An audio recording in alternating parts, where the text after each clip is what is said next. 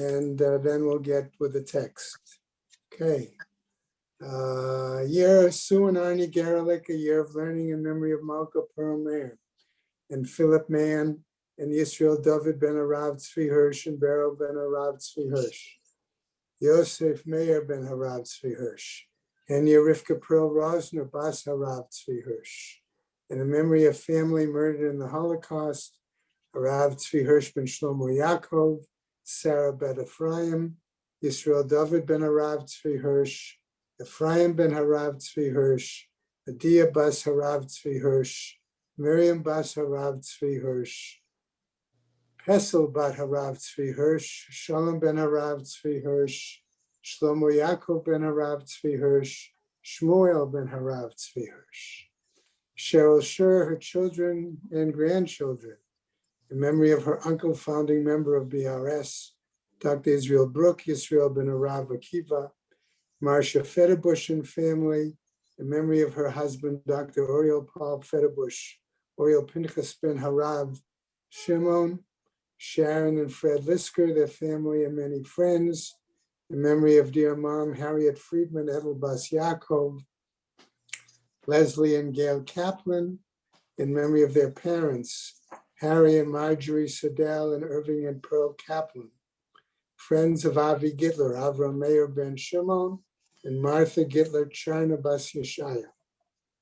Friends of Toby Peres, Sarah Tova Bat Yisrael Dov, friends of Malka Levi, Malka Bat Yosef, friends of Joe Wolf, Yosef Ben Chaim, many friends of Dr. Marvin Blush, Moshe Shalom ben Yitzchak Halevi. We have a month of learning by Stanley Presser in memory of his wife, Chayalea Bat Zev HaKohen, by Mindel and David Cheslow, in memory of her mother, Shosha Bat Ber Leib, Carol and Josh Sanborn, in memory of her mother, Yita Bat Nachman Ben Yamin. We have a week of learning sponsored by Aviva Hochshander Sulzberger and Vernon Zulzberger, in memory of her late husband, Ephraim Ben Yitzchak Aryeh, and her mother, Malka Bat Yisachar.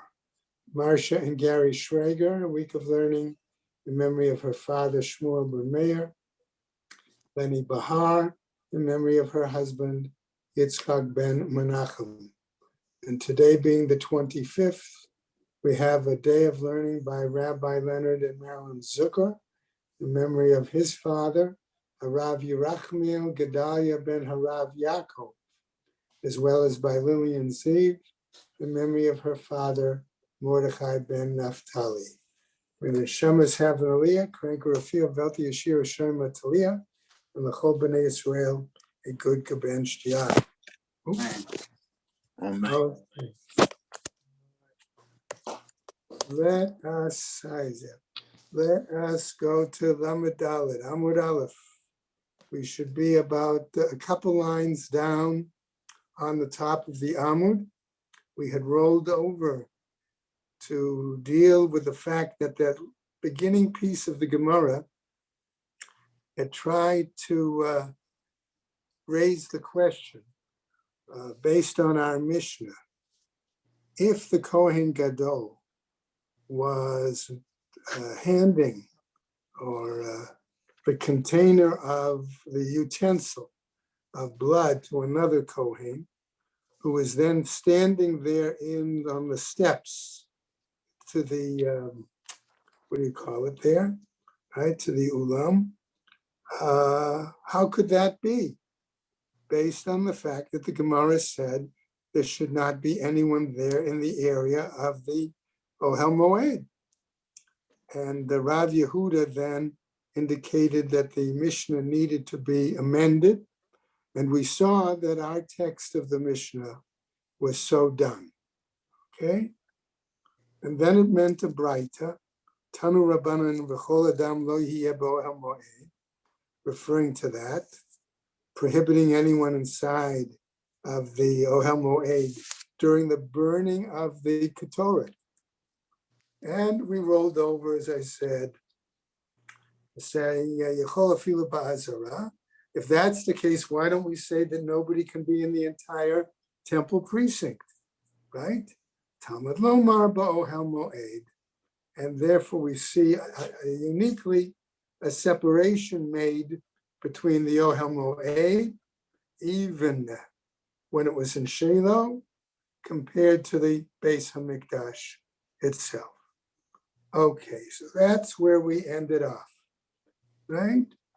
So the Gemara wants to carry on this discussion by asking, what about this aspect of saying that no one else should be in the area? And what do we mean by area? Okay, so if we remember, and I don't have it handy, but some of you might have the diagrams we used about the area of the Beis Hamikdash. Okay, we could talk about a number of different, I'm going to call it for the moment, locations. You have the area between the Mizbeach, the outer Mizbeach, right? And you have some area there before you come to the entire Heichal. Okay. Then in the Heichal, I'm going to refer to it again in the shape of an upside down T. Okay, not vertical, but horizontal. Okay, so the cross piece is the Ulam. You had to get in through there before you got into the area, okay, where in that, let's call it first room, right? If the Ulam is the ante-room, and then that first room, remember there were three things located. Towards the front in the center was the incense altar. Towards the back on either side, on one side was the, if I remember correctly, the table for the showbread, and the other side was the menorah. And then behind that was the parochet, and that separated that area. Further back was the Kodesh Kadoshim. Okay? So if we're talking about no one being in the Azara for the burning of the incense, well, that would seem to be that incense, where was it burnt? It wasn't burnt on the inner altar. It was burnt on the outer altar, right? One of the piles of wood was used to burn coals for the purpose of burning the incense. So that's why the Gemara can then ask, well, why shouldn't we have said that the entire Azara, the area not only between the Mizbeach and the Heichal, the Ulam, but even further, maybe that should be clear to people. That's the impact of this question. Okay? So let's go back now. Einli ela b'shat haktara, b'shat matan damin minayin. We know clearly that this prohibition was really for the time when they were burning the incense. What about the time when they were presenting the blood? Okay, what about that? Talmud Lomar, says the text, b'vo'o l'chaper, when it comes to bring atonement. Okay, ein li ela b'knisato. That would seem to imply only when the Kohen Gadol was going in, right? B'yetziato minayin, when he was coming out. On what basis do we say then that the area has to be cleared? Talmud Lomar ad seito. Here it says until he comes out. Okay. So in other words, for that period, only the Kohen Gadol, it would seem to be, was in that area. Okay. So having suggested that, the Braita, however, is not finished. As we continue citing a pasuk, v'chiper ba'ado, and he would bring atonement for himself, uba'ad beito, and for his household, And remember, we've always said that Beito implies he must be at least married. Ba'ad kol kahal Yisrael, and for all the assembly of Israel. Kaparato kodemet lekaparat Beito. That his atonement precedes that of his household. Kaparat Beito kodemet lekaparat echav hakohanim.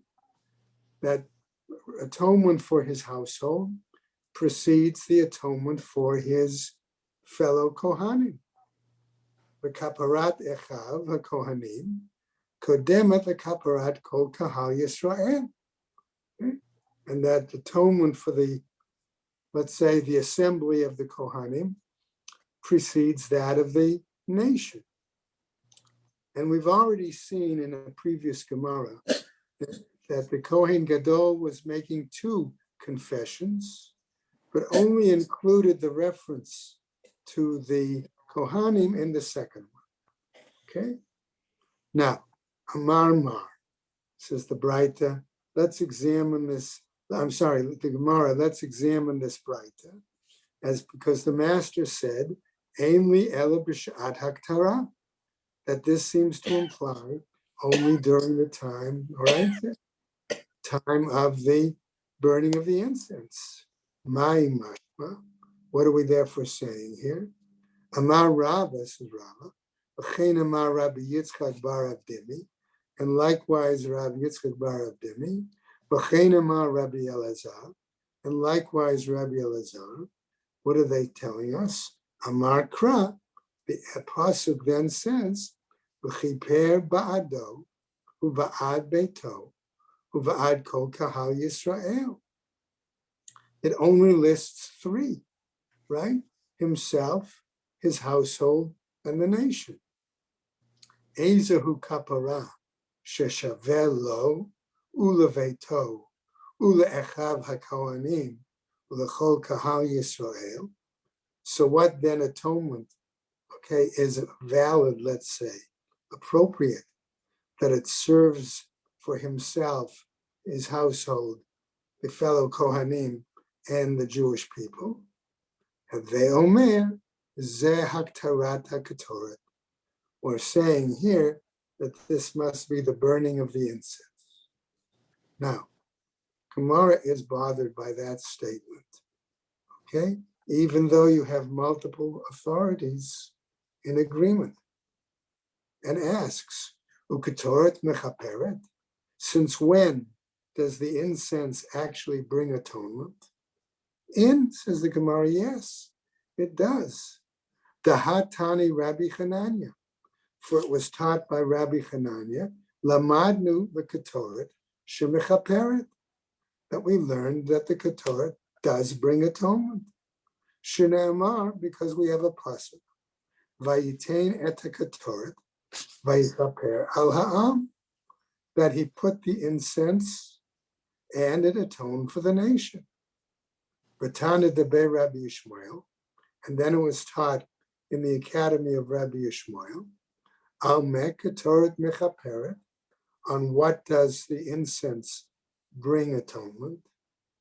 Al lashon hara. Okay, let's call lashon hara slander for the moment. Yavo davar shebechashai v'yichaper al maaseh chashai. Okay. Why does he suggest that? Why did they really, the Academy of Rabbi Yishmael, suggest that?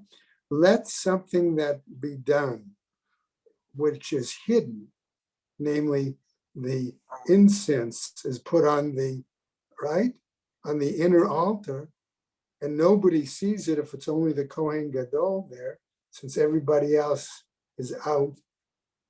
Let it also atone for something else that is hidden, namely Lashon Hara. Okay, that's his suggestion. Now, what happens? Gemara picks up and cites another text, Tnen Hatam, and we learned a Mishnah there. Porshin mi bein ha'olam v'lam mizbeach b'sha'ad haktara. Okay, now that's why I refer to all those sections Okay? It says we distance ourselves, we remove ourselves in the area between the ulam, which we could call either the entrance hall or the anteroom, depending on what name, right? And the mizbeach. Of course, we're talking about the outer mizbeach, right? B'shat haktara, during the burning of the incense. Amar Rabbi Elazar, he says, Lo shanu ela b'shat haktara dehechal. Rabbi Elazar sort of, I don't know if I would say disagrees with the statement, but maybe it's more of a clarification. What we're talking about, he says, is only the burning of the incense inside the Heichal, inside the sanctuary itself. In other words, when it's done on the smaller inner Mizbeach. Aval b'shad haktara d'lefnai v'lefnim. But if we're talking about burning of incense in the innermost chamber, okay, what would be the Kodshe Kadoshim, right? Mehechal parshe, mibein ha'olam v'lemizbeach lo parshe. From the sanctuary, they have to remove themselves. But from the what we call the anteroom, okay, they did not have to remove themselves. Okay, now that was what Rabbi Elazar was saying, and I was suggesting that it was a clarification of the Mishnah. Now, a challenge. Meitiv Rav Ada bar Ahava, va'amre la kade. According to this Gemara, we see that some suggest it was Rav Ada bar Ahava, and others want to suggest it was an unattributed challenge. Rabbi Yossi Omer, Kashem sheporshi mibein ha'olam v'lamizbeach b'shat ha'aktara. According to Rabbi Yossi, the same way they remove themselves from the entrance hall, anteroom, okay, and the altar. Remember that outside area, right? The big mizbeach. During the time of the incense burning, kach porshin b'shat matan par kohen Mashiach upar he'alem davar shel tzibur u'si'irei avodah zarah. So likewise, says Rav Ada or somebody, namely, there are other circumstances, 3 in number, when people must remove themselves. Okay, and we've touched on these some time back, but just let's to review them. Okay, when are they? Number 1, b'shat haktara. B'shat matan par kohen Mashiach. Okay, that is the blood of the Kohen Gadol. Okay, if there was he shared an erroneous halachic ruling. Okay, the second, par, wait a second. Okay, so that was matan par kohen Mashiach. All right, then the second was par he'alem davar shel tzibur. That was when the Sanhedrin issued an erroneous halachic ruling.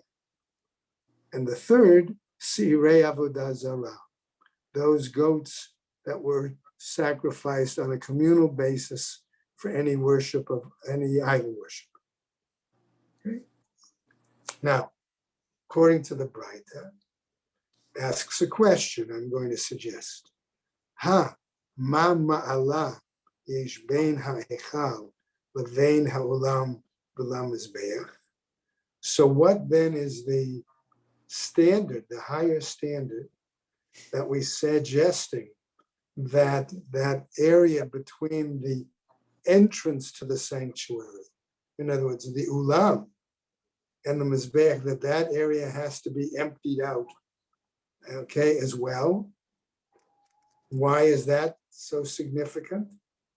Ela shebehechal porshin bein b'shat hahaktara uvein shelo b'shat.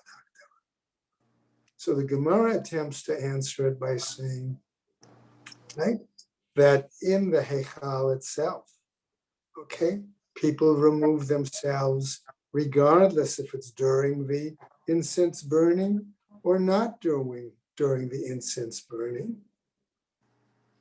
Umbribein ha'olam b'lam mizbeach, and the outside, I'll call it outside for a moment, between the big altar and the entrance ulam, right, the entrance hall, the anteroom, ein porshin ele b'shat haktara.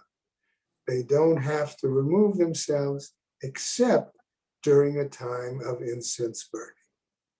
Okay, so that's one suggestion. Don't think the Gemara is going to be happy with that, because we see what happens. B'shat haktara, miha parshi. Gemara says, wait a second. What we seem to be saying is that during the time of the incense burning, nevertheless, they remove themselves. My love, aren't we saying then, b'shat haktara d'lefnei flamim? Aren't we really talking about the fact then that has to do with burning incense in the Kodesh Kadoshim? If that's the case, that clearly disagrees with what Rabbi Elazar was saying. As we continue now, no, says the Gemara. B'sha'at haktara dehechal. We're talking about the time during the burning of the incense in the, in the sanctuary itself. Okay, so let's call it, we've got the ulam, then what I called before the first room, and then you have the back room being the Kodesh Kadoshim. So the first room of the sanctuary, okay, that's the one we said contained towards its back, right, the showbread table and the candelabra. Towards its front a little bit in the middle, we said that was the incense altar. So that's what seems to be we're talking about, burning incense there. Ihachi, says the Gemara. If that's the case, Hamam ma'aleh v'tula, what's the higher standard that seems there for burning incense in the sanctuary? Ha'ika ha'ma'aleh. Okay. Namely, there has to be a higher standard. Why? De'ilu mehechal per she bein b'shat haktara didei bein b'shat haktara delefnei v'lefnim. If we're saying already that people must remove themselves during the burning of the incense in the sanctuary area, how is that going to be any different than when they burn incense in the Kodesh Kadoshim? Ve'ilu mi bein ha'olam v'lam mizbeach. And if we're saying then that, okay, that in that area between the anteroom and the altar, right, lo parshe, they don't remove themselves. El b'shat haktara dehechal, only then if they're burning incense in the Heichal, in the sanctuary itself. So it seems problematic. In other words, is the burning of incense in the Kodesh Kadoshim and the Heichal the same in terms of removing people or not? And if you say it's that case, then people outside should always be removed and not just burning on the sanctuary part. So, Hakatani, says the Gemara. Okay, here this is what it's teaching. Elisha behechal porshin bein b'sha'at haktara uvein shelo b'sha'at haktara. Namely, in the Heichal, in the sanctuary itself, people remove themselves, whether they're burning incense or not burning incense. Umibein ha'ulam lamizbeach, and for the area between the anteroom and the large altar, ein purshin, they do not have to remove themselves whatsoever. Let's go on to the next Amud. Ele b'sha'at haktara, except during the burning of the incense. Okay, so that seems to be an attempt to clarify, okay, which areas need to be, have people leave during the burning of the incense, and make a difference between the area, let's call it outside the ulam, okay, versus the area inside the ulam and the echal. Okay. Now, Gemara, though, isn't really satisfied with this discussion. And so it raises the point.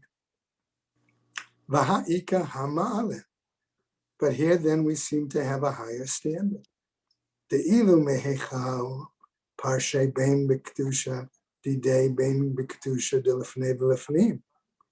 If that's the case, okay, there seems to be a rather higher standard, because we say people have to remove themselves, okay, during the blood presentation, the kedusha, in the sanctuary, okay, versus the blood presentation. And remember, blood presentation means the spritzing of the blood, either on the inner altar or on the parochet itself, separating the what we call the hechal from the kodesh kadoshim. Okay, so it seems to be saying there seems to be this higher standard. Okay, ve'ilu mibein ha'ulam v'lam mizbeach, whereas between the area of the anteroom or entrance hall and the mizbeach and the big altar, lo parshe ele b'kedusha dehechal, that they don't remove themselves except if there's a blood sanctification in the hechal itself.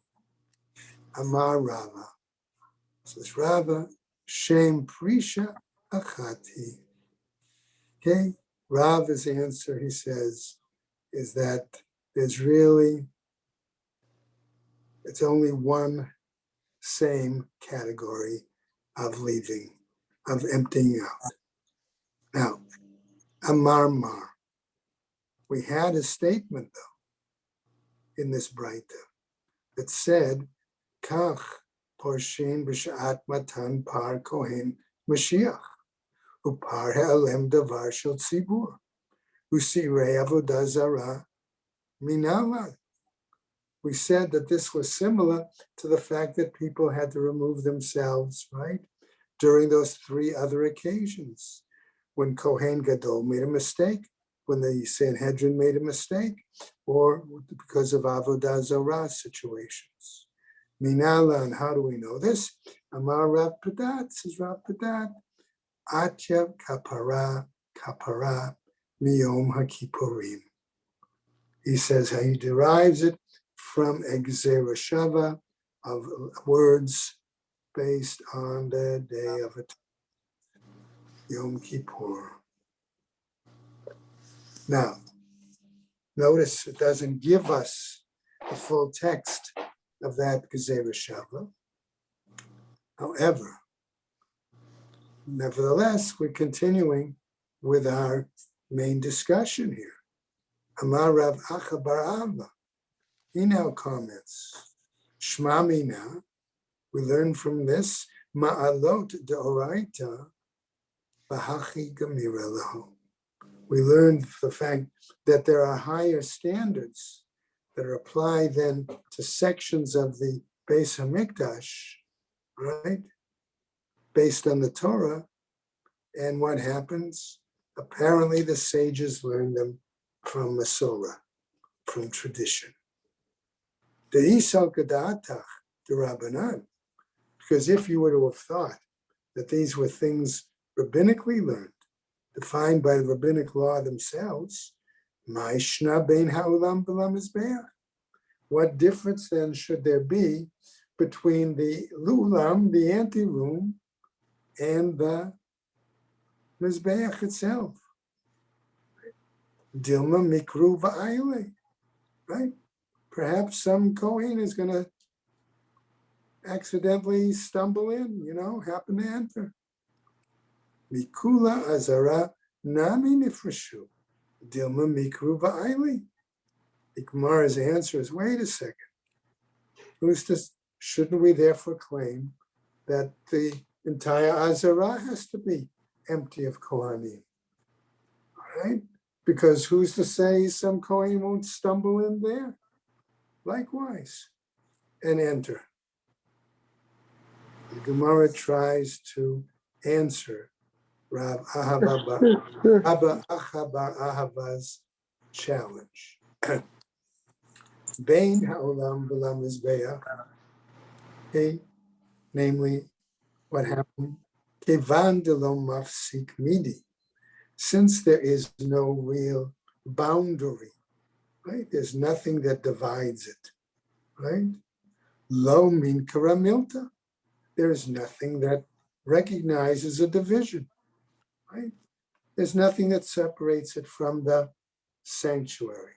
Remember, we said that was really open space between where the big mizbeach is before you get to the steps to go into the ulam, okay? And they don't use those steps as a point of distinction. Azara, kevan de'ika mizbeach achitzon demafsik. But on the other hand, in the general area of the temple precinct, you've got this big, huge mizbeach that serves as a reminder that should be able, therefore, to tell a Kohen, hey, realize you shouldn't be in here and absolutely not go past here at this point towards the ulam and the heichal and etc. Okay? Kevan de'ika mizbeach hachitzon demafsik min karamilta, that therefore you have this outer altar that allows for this area that shows that there's a clear prohibition. It's conspicuous, right? So what happens? Let's go and move on, right? Rabba, Amar Rabba, he says, Shma mina kedushat ulam vehechal chada miltehi. Rabba seems to want us to understand then that in regards to this particular rabbinic prohibition, the sanctity of the ulam and the sanctity of the heichal, okay, area is the same.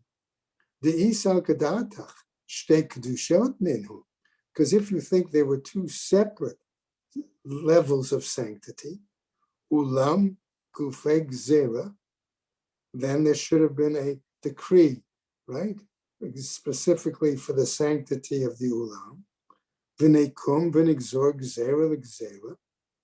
Okay? And therefore, would we make another rabbinic decree on already an existing rabbinic decree that says that the ulam has sanctity? We wouldn't do that. Okay? Lo, no, says the Gemara. Ulam uvein ha'ulam lamizbeach chada kedushay. No. He's saying what we're telling you is that the ulam itself, the anteroom, okay, or entrance area, and that area in front of it is all the same sanctity. Echal v'ulam shtei kedushot. No, but there are separate sanctities between the, excuse me, the entrance hall or the anteroom and the, what I call the first room, the heichal. Okay, so that allows us now, having clarified that, to go on to a new discussion in the Gemara. Okay, remember we were talking about the coals, And so we come back now to the following. B'chol yom haya choteh b'shel kesef. Our Mishnah told us that every day, normally, in other words, as part of the Korban Tamid, they would collect coals for burning incense using a silver coal pan and then transfer it into a gold coal pan. Okay? That's what it said. On Yom Kippur, remember, that was not the case. They used only a gold coal pan. So the Gemara asks, Mai Tama, what's the reasoning? HaTorah chasa al mamona she Yisrael. The Torah wanted to save the Jewish people money. Now you might say, how is that possible? Right? Okay.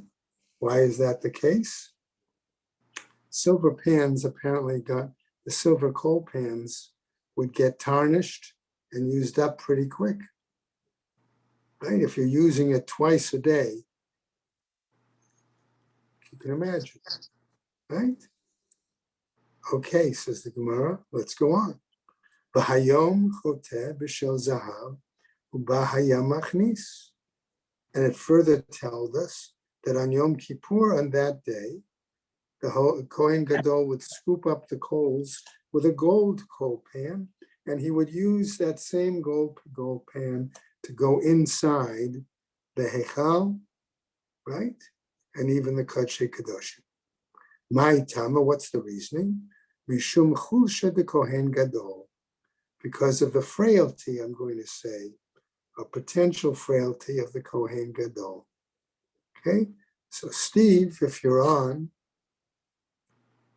right? You did ask, does the Gemara ever come up with that issue? And you see you here, you see it referred to specifically, right? Okay. So now you'd think to say, well, wait a second. Isn't the gold coal pan going to be a lot heavier for him than a silver gold pan? But remember, the Mishnah also told us, even though we haven't gotten to it yet in the Gemara, that the handle on the gold coal pan was longer. And so therefore, he didn't just have to hold it with his wrist. He could hold it in such a way that it could be balanced on his forearm as well. Okay? That's what I'm suggesting. So let's move on. Further, the Gemara tells us, B'chol yom b'shel arba'in kav, arba'at kabi. We said in a normal everyday, he would scoop up a coal pan of 4 kav, right? And put the only 3 kav in to the second coal pan, right? So the Gemara tells us, Tana, what about a situation where it was taught that pazrulo kav gechalim, that somehow, let's say some of the coals got spread out, right? When he was scooping it up, maybe some of them fell down onto the top of the mizbeah, right?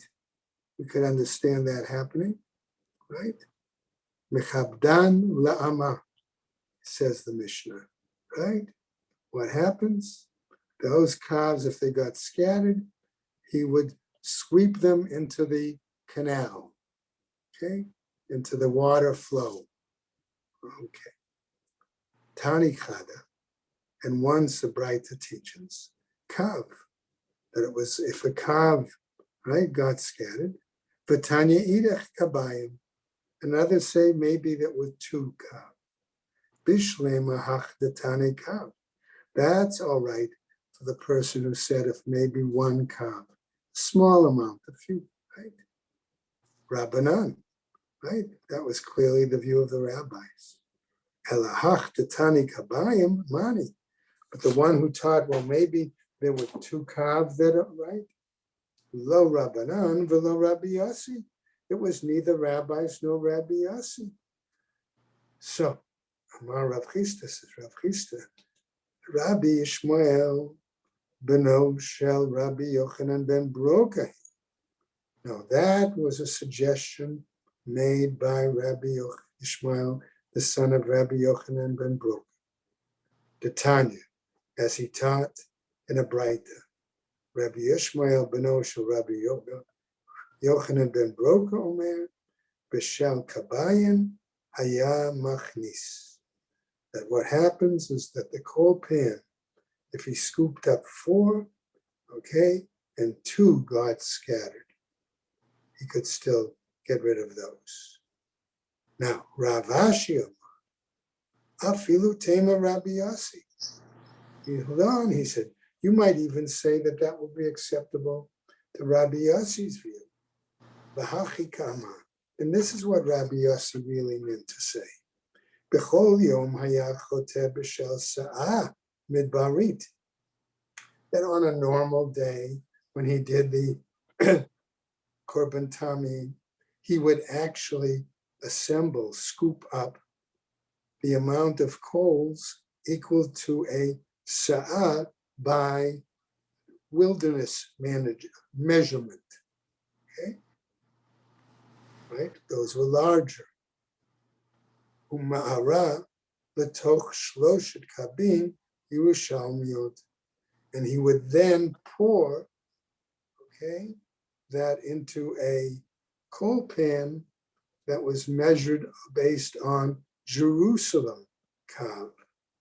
So there was a difference there. And that's why it's possible that 2 kav could have been scattered. Okay. Now, let's get back to another example that our Mishnah gave. Right? B'chol yom hayta kaveda v'hayom kala. Most days, the coal pan was pretty heavy. This day, on Yom Kippur, it was lighter. Tana. And why is this taught? It says a Braita. B'chol yom hayta gilda aveh. Okay? On other days, the sides were thick. In other words, it was a very heavy piece of utensil in and of itself. Right? V'hayom rach. And this day, it was softer. The sides of the coal pan were thinner. B'chol yom hayta ktsara. On other days, okay, we said the handle of the silver coal pans was short. V'hayom aruka. And today we say for Yom Kippur, the handle was longer. My Tama, what was the reasoning? Kadei shetehez ro'o shel kohen gadol misayato. So that his arm could support the entire weight held by his hand. Okay, let's go on. Tana, in fact, the Braita teaches, B'chol yom lo hayala nihashtik. Okay, it didn't have what we might call a ring. So what kind of a ring? We'll get back to that in a moment. Okay, v'hayom hayala niashtik. And today it has a ring on the end of the handle. Okay, now I understood that Divrei Rabbi Ben Skan. Okay, I understood that a little bit differently. Okay, the Kohen's explanation was that this ring clatters against it and makes a noise in fulfillment of the verse, and the sound thereof shall be heard when he goes to the sanctuary. Okay.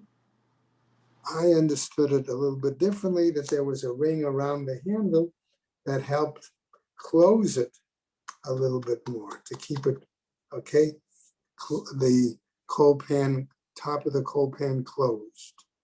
So in other words, so the coals wouldn't shift from one side of the pan to the other, and therefore make it hard for the Kohen Gadol to balance it when he was holding it. Okay. Next piece says from the Mishnah, B'chol yom haya zehava yarok. Okay.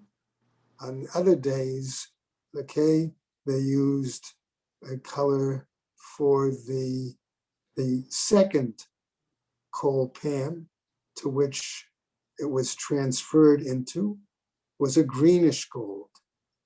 Amar Rav Chisda, says Rav Chisda, Shiva Zahavim. There are 7 kinds of gold. Okay, now I don't know how many of us have been ever involved in the jewelry business. Anybody familiar with jewelry business? I bought jewelry for my wife, Well, and I got the business. and you got the business. Okay. I think what they're implying is that when you take gold and you mix it with other items, it's going to have an impact on what the color, the purification of the gold and the color. Sure. Okay? But again, 24 karat, 18 karat, yeah, okay, good 10 example. karat. Okay? All right, so what happens? Amar Rav Chisda, Shiva Zahavim Hein. Rav Chisda claims that there are 7 types of gold mentioned in the entire Tanakh. Zahav, gold, Vizahav Tov, and good gold. Uzahav Ophir, and gold from the land of Ophir, which is found in Malachim 1, 10, 11. Vizahav Mufaz, and that's more glistering or glittering gold. That's also found in that same chapter. Vizahav Shachut, and Shachut gold. Vizahav Sagur, right, or Sagur, that's closed gold. All right, so all these terms are found in 1 Kings chapter 10. Uzahav Parvayim, that's in Chronicles. Now, Gemara responds, Zahav v'zahav tov, ichtiv. When it refers to this, it's written elsewhere, Uzahav haaretz hahi tov, namely that the gold in that land, excuse me, was a good gold. Okay? Ichtiv uzahav haaretz hahi tov, zahav ophir, da'ate me ophir. Namely, that gold came from the land of Ophir. Zahav Mufaz, excuse me, the glittering gold, okay? And its name is just, we go over a tiny bit on Memhe, Shedome Lapaz, because it resembled the luster, the glowing of pearls. Shenitva Kechut. Right? Zahav Shachut, I'm sorry, that gold, that it was Shenidva Kechut, that it could be maneuvered, worked, the same way one might work a thread, okay? In other words, you could spin it. I think pure gold is softer and weaker. Yeah. Maybe this way. Right? Zahav Sagur, and we said that was closed gold. B'sha'a sheniftach kol hachanuyot niskarot. Namely, in that case, it meant that when somebody was dealing with that gold, all the other stores closed. Zahav Parvayim, and the gold of the Parvayim, Shom Domeh Ladam Hapari. That was gold, reddish gold, because it resembled the blood of the bulls. Okay. Now, we're going to stop there, and the Rav Ashi is going to comment on that. And then what's going to happen is, again, we're going to have a series of statements that refer back to our Mishnah. Remember that it said on this day, such and such, on Yom Kippur it was such and such. So we'll have a number of examples of, for example, what was sacrificed, which way did the Kohanim go up and down the ramp? When the Kohen Gadol, when did he wash his hands and feet from the laver or not? Things like that. So that's what it will pick up on tomorrow. Okay? Rabbi, I just texted you a picture Yeah, which amazingly is a current shot, which shows the different colors of gold as they are. And unbelievably, it shows that there are 7 colors of gold. okay. It shows white, whitish, pale greenish yellow, yellowish, yellow, reddish, and copper red. Fascinating that today's Similar. analysis is exactly as shown Yeah. in the Gemara. All right, I didn't get it yet, but I'll look forward to seeing it. Okay? Fascinating. Okay, have a great day. Very good. Good day. Thank you.